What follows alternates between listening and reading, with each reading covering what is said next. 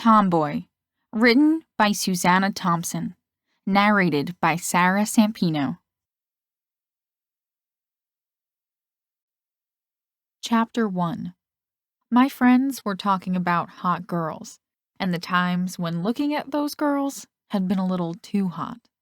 They all had a story to share about trying to hide their embarrassing responses in public. We were hanging out at my house and playing video games. My mom worked the night shift at a factory 5 and sometimes 6 days a week, so we freely talked about anything and everything. "What about you, Cam?" Adam asked me, before looking embarrassed when he remembered that I was a girl. My best friend, Kyle, hooted with laughter. "Hers is probably bigger than yours." "Shut up," Adam said. "Anyway, you haven't shared anything." "Just saving the best for last." Kyle got a look on his face like he was remembering. "One time, I hid in the girls' locker room and watched the cheerleaders change clothes after practice." Knowing him as well as I did, I kept my face expressionless, while the others listened with rapt attention to this male fantasy. "2 of them stayed behind after the other girls left. They started kissing and making out. I wanted to get a better look, so I quietly moved closer. They were so into each other that I took a chance and got even closer. I guess I made a sound, because they saw me standing there watching them. Then they asked if I wanted to join them." "You're full of shit." Adam looked angry that he had been momentarily taken in by Kyle's story. Everyone laughed and said rude things to Kyle. I smiled and stood up to go get a drink out of the kitchen. Hanging out with my friends was one of my favorite things in the world. It had been that way since elementary school, and it hadn't changed in all these years.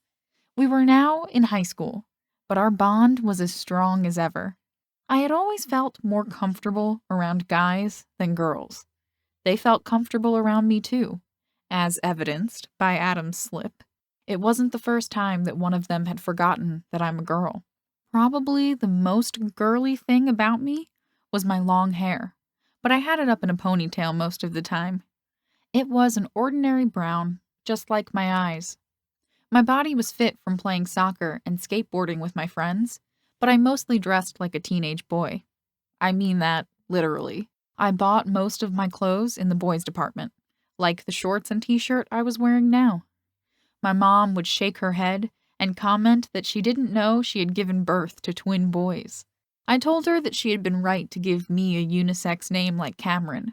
She had named my twin brother Connor. He and I were close, but we had our own separate friends. His best friend, Jake, was in the kitchen when I went in to get my drink. He had 5 brothers and sisters, and he was the oldest child in his family. Like I said, our friends tended to gravitate toward our house for the freedom from parents. I was used to seeing Jake around at all hours. At this point, there was still no animosity between us.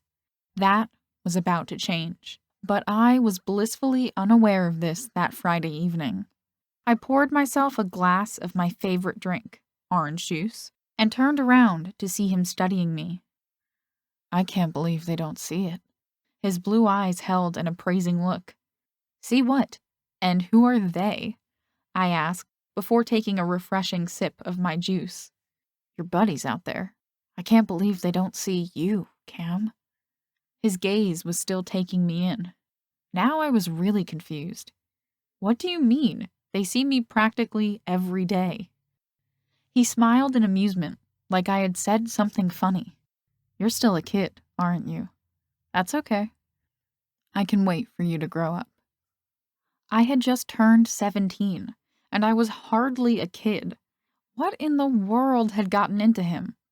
He had always been an okay guy, but now he was acting decidedly strange. What was up with that comment about waiting for me to grow up?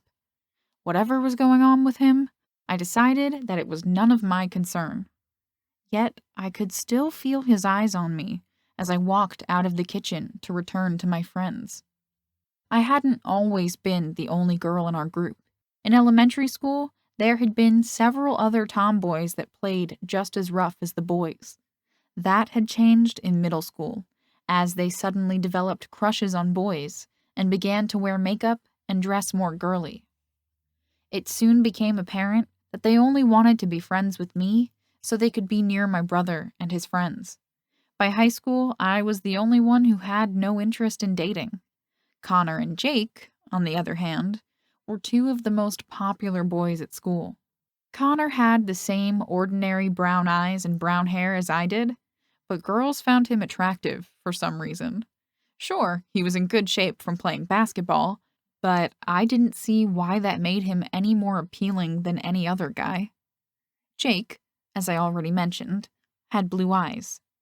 They were the kind of blue eyes that people noticed. Not that I paid any more attention to them than I did to anyone else's eyes. It's just that girls at school always talked about his eyes. He also played basketball, but he must do some kind of weight training too if the muscles in his arms were any indication. The only reason I had noticed his arms was because Kyle had said something about them. I was the only one who knew that Kyle was gay. His boyfriend went to another school, and Kyle had decided that his love life was nobody else's business. He only told me, his best friend since elementary school. I was the only one of my friends who had never been on a date or had a crush on anyone. Kyle was waiting to see who would catch my interest, but nobody had so far. I loved being friends with guys, but I had no desire to date them. My parents had divorced when I was little, and I had watched my mom move from one failed relationship to another.